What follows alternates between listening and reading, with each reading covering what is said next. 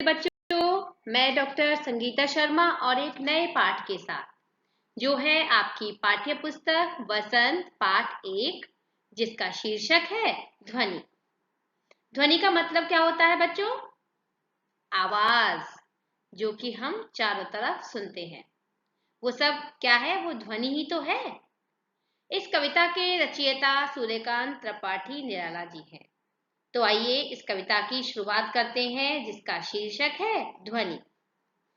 तो बच्चों, इस कविता में कवि ने हमें ध्वनि के बारे में बताया है और यह ध्वनि कहाँ से आ रही है? कवि के अंतःमन से आ रही है और इस अंदर से आने वाली ध्वनि यानी आवाज से प्रेरित होकर वो यह कविता लिख रहे हैं।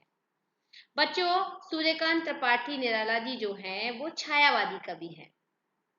तो छायावादी युग के कवियों की कविताओं की यह विशेषता होती है कि वो अपनी कविताओं में प्रकृति के अवयवों का बहुत ज्यादा प्रयोग करते हैं। जो अर्थ हमें कविता के सामने से दिखाई देता है उसके पीछे भी एक गूढ़ अर्थ छिपा होता है, यानी एक बड़ा अर्थ छिपा होता है। तो इस कविता में कवि ने कलियों एवं पुष्पों के माध्यम से कवि ने देश के युवाओं को चुस्त एवं जागरूक बनाना चाहा है। तो आइए कविता को पढ़ते हैं।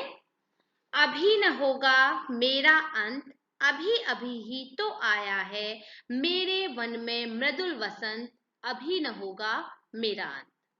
यानी पहले कठिन शब्दों का अर्थ जान लेते हैं। अंत यानी समाप्त, वन यानी जंगल, मृदुल यानी कोमल, वसंत, वसंत यानी बच्चों आप जानते होंगे कि हमारी 6 ऋतुएं होती हैं, उनमें से एक है वसंत जिस ऋतु में फूल खिलते हैं। तो अब लाइनों का अर्थ समझते हैं। यानी कवि अपने उत्कर्ष काल का वर्णन करते हुए कह रहे हैं कि अभी उनके जीवन का अंत नहीं होगा, क्योंकि अभी अभी ही उनके जीवन में यानी जीवन रूपी उपवन में, उपवन यानी बगीचे में सुकुमार वसंत का आगमन हुआ है। यह तो उसके जीवन का उत्कर्ष काल है, अभी उनका अंत नहीं होने वाला, यानी अभी उनका अंत नहीं होगा। हरे हरे ये पात, डालियां कलियां कोमल गात, मैं ही अपना स्वप्न मृदुल कर फेरूंगा निंद्रित कलियों पर जगा एक प्रत्यूष मनोहर। यानी अभी कठिन शब्दों का अर्थ जान लेते हैं। पात यानी पत्तियां, कोमल यानी मुलायम, गात यानी बच्चों शरीर, कर का अर्थ होता है हाथ, निंद्रित यानी नींद में डूबी हुई, कलियां यानी फूल से पहले की अवस्था, प्रत्यूष यानी सवेरा और मनोहर यानी मन को भाने वाला। प्रस्तुत पंक्तियों में कवि कह रहे हैं कि वसंत के आने से जिस तरह प्रकृति में चारों ओर पेड़ों पर हरे भरे पत्ते आ गए हैं, है ना। वसंत के आने से क्या होता है बच्चों? आपने देखा होगा कि यानी डालियों पर शाखाओं पर हरे हरे पत्ते आने शुरू होते हैं, उनकी डालियों पर कोमल कलियां आ गई हैं, पूरा वृक्ष ही नए नए कोमल पत्तों से ढक गया है और इससे ये मालूम पड़ता है कि जो उसका शरीर यानी जो उसकी शाखाएं वो कैसी हो गई हैं? कोमल हो गई हैं। प्रकृति में चारों ओर कोमलता का कोमलता एवं मृदुलता फैल गई है। उसी प्रकार कवि के जीवन में भी उत्साह का संचार हुआ है। वसंत के आने से उनके जीवन में भी क्या हुआ है? खुशियों का संचार हुआ है। आगे है, मैं ही अपना स्वप्न मृदुल कर फेरूंगा निंद्रित कलियों पर जगह एक प्रत्यूष मनोहर। तो यानी वह अपने स्वप्निल हाथों को रात की निंद्रा से अलसाई कलियों पर फेरना चाहते हैं। यानी वे अपने हाथों को किसके ऊपर फेरना चाहते हैं बच्चों? जो अलसाई हुई कलियां हैं। अलसाई हुई कलियां यानी आज का जो हमारा युवा वर्ग है ना, उनके ऊपर वो अपने हाथ को फेरना चाहते हैं। क्यों फेरना चाहते हैं बच्चों? जिससे कि वो ऊर्जावान हो जाए, है ना।